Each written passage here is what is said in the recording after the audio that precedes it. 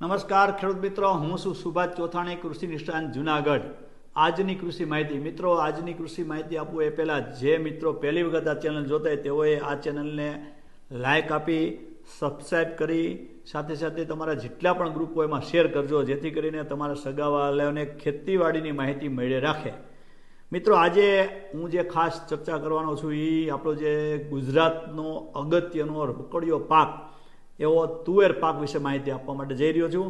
ખાસ કરીને તુવેર છે એ આપણે આમ તો ઘણા વર્ષોથી વાવી છીએ, પણ મેઇન જુનાગઢ જિલ્લો અને ભરૂચ જિલ્લો આ બે જિલ્લા જ વધારે વાવતા હતા. બાકી હવે ધીમે ધીમે સૌરાષ્ટ્ર ગુજરાતના બીજા વિભાગમાં પણ તુવેર વાવવા લાગ્યા છે. તુવેરમાં ફાયદો એ છે કે એક તો ઉત્પાદન સારું આવે છે, 15 થી 25 મણ ઉત્પાદન આવે છે. સાથે સાથે જેટલી પણ તુવેર પાકે એ બધી તુવેર સરકાર ટેકાના ભાવે, એટલે કે ગઈ સાલ 1600 રૂપિયાનું મણ, એટલે કે 32,000ની ખાંડી લેખે લઈ લેતી હતી સરકાર. એટલે આપણે વેચવા જવાની કંઈ ઉપાધિ નથી, એટલે ભાવ પણ સારા મળે, ઉત્પાદન પણ સારું મળે. અને ત્રીજું આપણો જે અગત્યનો પશુ છે અને પશુ માટે અગત્યનો જે ચારો છે એ ચારો પણ મેળે રાખે. પણ મિત્રો, તમે જુઓ કે તુવેરમાં દર વર્ષે નવા સંશોધનો આવતા જાય છે. તો આજે જે તુવેરની ખાસ કરીને ખેતી પદ્ધતિ અને જે નવી જાતોનું સંશોધન થયું છે એના વિશે તમને માહિતી આપીશ. તો મિત્રો, સૌપ્રથમ તો તમને એ કહું કે તુવેરની જે જાતો છે એમાં જૂનામાં જૂની જાત આપણે વાવતા હતા BDN2, હવે જૂની થઈ ગઈ, એનું ઉત્પાદન એટલું બધું આવતું નથી, એટલે લોકોએ ધીમે ધીમે નવી જાતો તરફ વાવવાનું પ્રયાણ કરેલું છે. તો દર વર્ષે તુવેરનું નવી જાતો આવે છે. એનું સંશોધન પણ બહુ મોટા પાયે થઈ રહ્યું છે કૃષિ યુનિવર્સિટી દ્વારા. ઇવન કૃષિ વૈજ્ઞાનિકોએ નવી જાતો શોધી અને ઉત્પાદન 1.5 સુધી પહોંચાડી દીધું છે. તો આપણે જૂનામાં જૂની જાતની વાત કરીએ તો જૂની જાત હતી BDN2 હતી. ત્યાર પછી એના કરતાં સવાયું ઉત્પાદન આપે એવી જાત અક્ષય વૈશાલી કરીને બજારમાં આવી. આજે છેલ્લા 10 વર્ષ થયા અક્ષય વૈશાલી વનવે વાવે છે લોકો.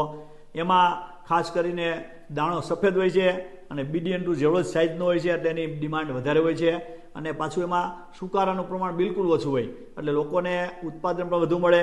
જનરલી વૈશાલી છે એ ખેડૂતોને મોઢે આમ કહેવાય ને વણેલી જાત છે. જેમ આપણે જૂની લોકપરની જાત કેમ ખેડૂતો વાવે ફરજિયાત, એમ વૈશાલી બિયારણ જો મળે તો ખેડૂત પહેલી પસંદગી એની કરતા હોય છે.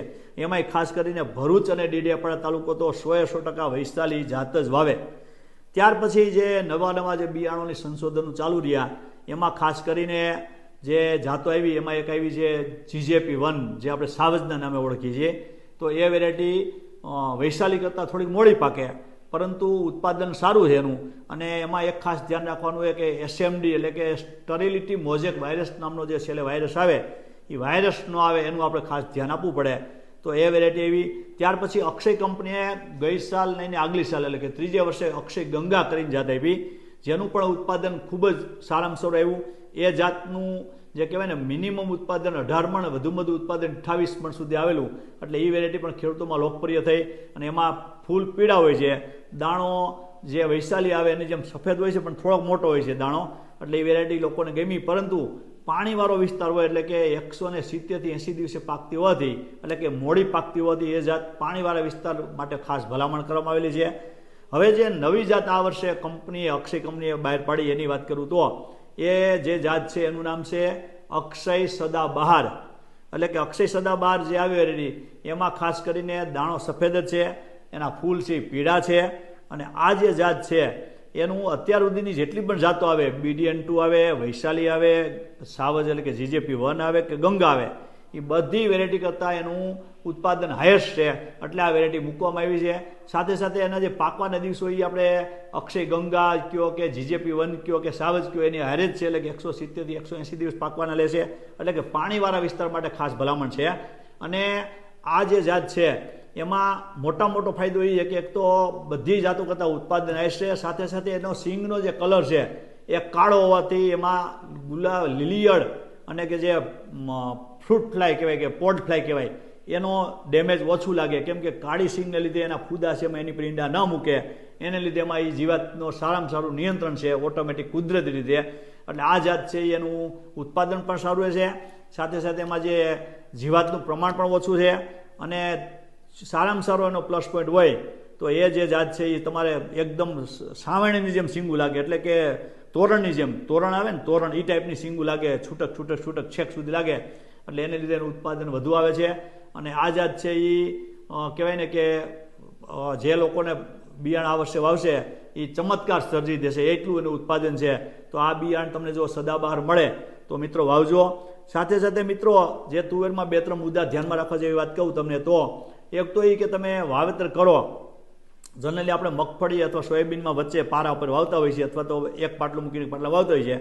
પરંતુ જો વાવેતર પછી વરસાદ થાય તો કાંઈ બહુ વાંધો નથી આવતો, પરંતુ વાવેતર કર્યા પછી જો વરસાદ લાંબો સમય સુધી ન થાય તો આપણે પક્ષીઓ અથવા તો લલેડા હોય, પછી ખિસકોલા હોય, એ કાઢી જતા હોય છે. એટલે આપણે એને શું કરવું જોઈએ કે તો તુવેરને એને જે મોરથુતું કરીને બજારમાં ગંધિયાણાવાળાની આ મળે છે પાવડર, એને એનો પટ આપી દેવાનો, એટલે કે એ એકદમ કડવું હોય છે.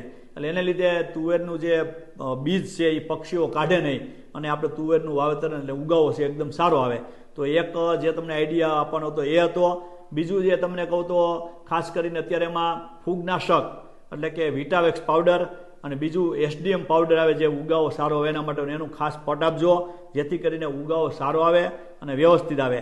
એ સિવાય હવે તુવેરમાં પહેલાં કોઈ જીવાત આવતી નહીં, પરંતુ હવે એમાં સ્ટરીલિટી મોઝેક વાયરસ એટલે કે એસએમડી નામનો જે વાયરસ છે એ દાખલ થઈ ગયો છે. કે જ્યારે વધુ પડતું ભેજવાળું વાતાવરણ હોય ત્યારે એમાં એસએમડી નામનો વાયરસ દાખલ થવાની શક્યતા રહે છે. તો એસએમડી વાયરસ છે એ દાખલ થવાનું જે કારણ હોય એ ચૂસ્યા પ્રકારની જીવાતો લીધે દાખલ થતો હોય છે. તો તુવેર તમે વાવો ત્યાંથી ઉગે, ત્યાંથી તમારે માનો કે મહિના દિવસની થાય ત્યાર પછીથી તમારે એમાં દર 15 દિવસે 3 થી 4 જાતના જે આપણે ડોઝ આવે ચૂસ્યા પ્રકારની જીવાતના એ ખાસ મારવા, જેથી કરીને એસએમડી એટલે કે સ્ટરીલિટી મોઝેક વાયરસ કહેવાય એ જે તમારે છે એ ન આવે.